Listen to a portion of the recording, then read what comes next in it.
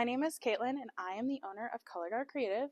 If you follow us on social media, you know that I am a color guard director in Dallas, Texas. We know that there are a lot of videos out there on how to do technique, but not a lot of videos out there on how to teach technique.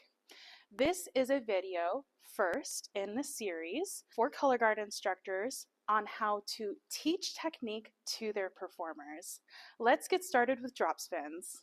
When teaching a drop spin, you want to make sure that you thoroughly explain the movements and you go in a slower pace. Most of the time when you're teaching a drop spin for the first time, you're also teaching a lot of first-time spinners. So we're going to be explaining what you should be doing as a color guard instructor. First, let's explain the body.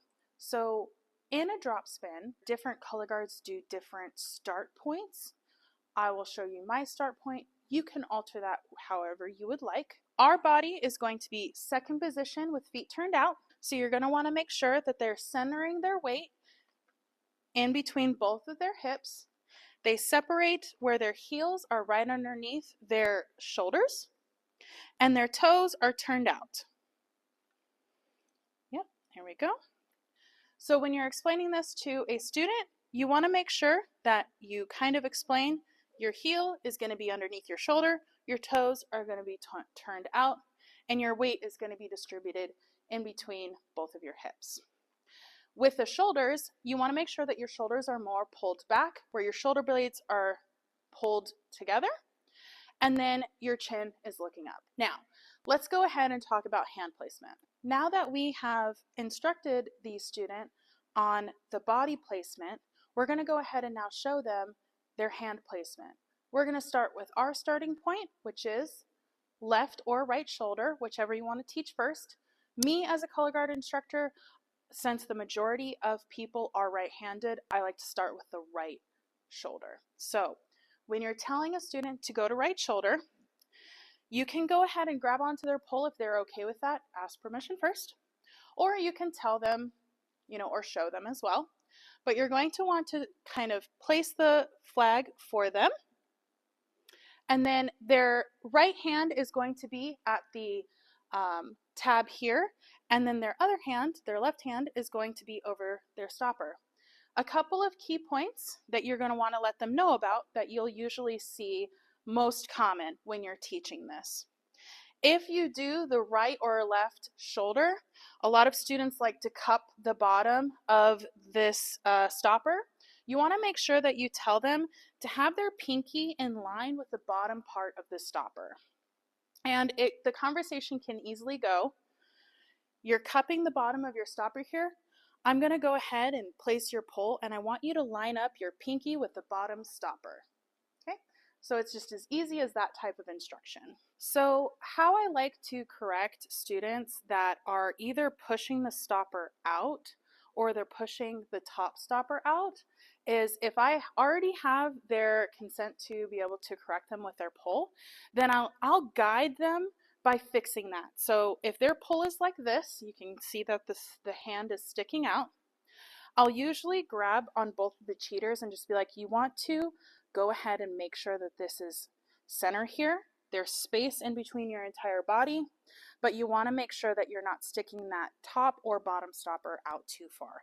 You want your hands in line with each other. That's how I'll usually correct that. Now that we've taught the body and we've taught the starting point, let's go into the actual drop spin. So we're starting here.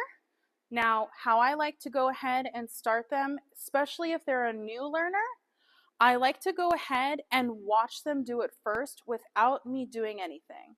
So I'll explain it to them and say, all right, so you're going to remove that hand. You're going to rotate that top tip that way. Keep going. Now you're going to stop it. The silk is down. You're going to take that hand and you're going to rotate it with your thumb down and you're going to put it right there in the silk. There you go. Now I want you to keep a key point here. When your silk is down, your thumbs are down. Down. Okay.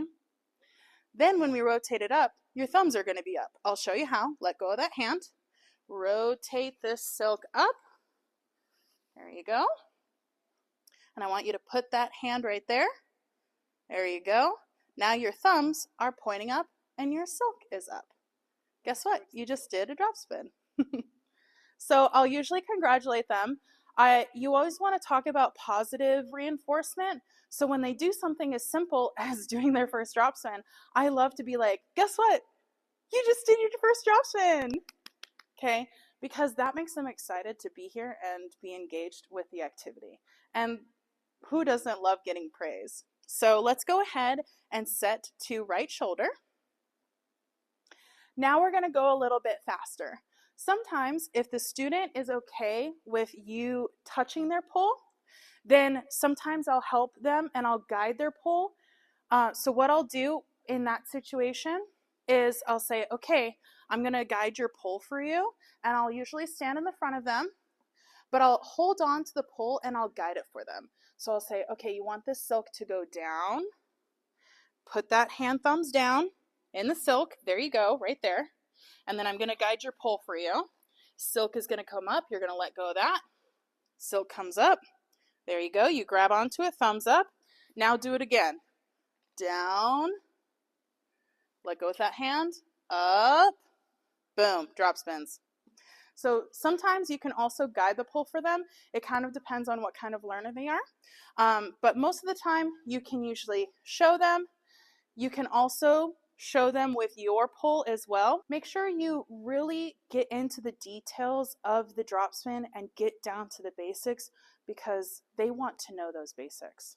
So now that your Colorguard performers have a basic understanding of how to do a drop spin, now you're going to go ahead and go into the next step. We're going to do it as a group. Sometimes you can go ahead and do it with them a couple of times before you watch. That's totally acceptable. I prefer doing it that way because it makes the performers a little less nervous. Sometimes they can get a little nervous when their Colorguard director is watching them do it. So it's okay to go ahead and grab your flag and do it with them. All right, everybody, I'm going to go ahead and have you go to your right shoulder, and we're going to only do 2 drop spins. Is everybody ready? 5, 6, 7, 8, let go, rotate, thumbs down, grab, rotate, thumbs up, grab, rotate, thumbs down, rotate, thumbs up. Good job. All right, now we're going to go ahead and teach the student how to stop the drop spin. This is our stopping point. So when they go down, then what we do is we go ahead and show them how to stop it. So we're going to let go with that hand. You're going to bring that pole up and you're going to lift it up. Then you're going to put that hand down at the stopper. There we go. And now you're ended. The cool thing that I like to show them is, guess what? Now we're ready for left side. Okay, so they're now at the left shoulder, so now we can do the left side. Okay, now we're going to go ahead and start the exercise and stop the exercise. I usually do it in groups of 10, so we'll do, maybe 40 drop spins. So you want to do it usually on an even number. If you do my method, if you have a different way of starting and stopping, you can do however you like to count. I do it in groups of 10. So what we're going to do is we're going to set at the starting point. I'll start with a 5, 6, 7, 8. They move on and is at a flat position because 1 is down.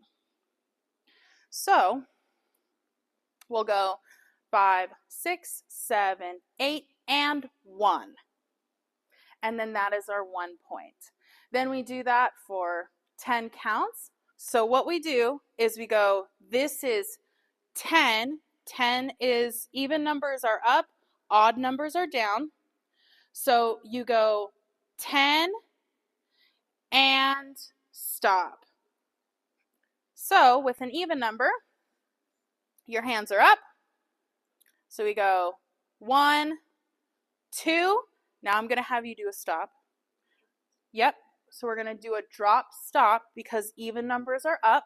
So she's going to go drop, which is just an extra down count. And stop, she's going to let go, Bring that hand all the way down to the stopper and go back up to the closed position. When teaching a drop spin, like I said earlier, you're usually teaching a lot of new performers. So what I'll do is I'll have them do that spin multiple times, also have them do it in groups. The vets are going to be able to help you a lot, along with your captains, to be able to help teach your color guard. You want to make sure that they know how to break down the basics just like you, and be able to go through the entire exercise so they can see it from start to finish and have them do it in groups. All right, thank you so much for watching this video on how to teach a drop spin. Make sure to like and follow, and if you have any additional questions, please comment down below. Remember that this video is in a series, so there is a lot more technique to be taught for flag, rifle, and saber. So go ahead and go watch the rest of our videos. Thank you so much, and I hope you guys have a great day.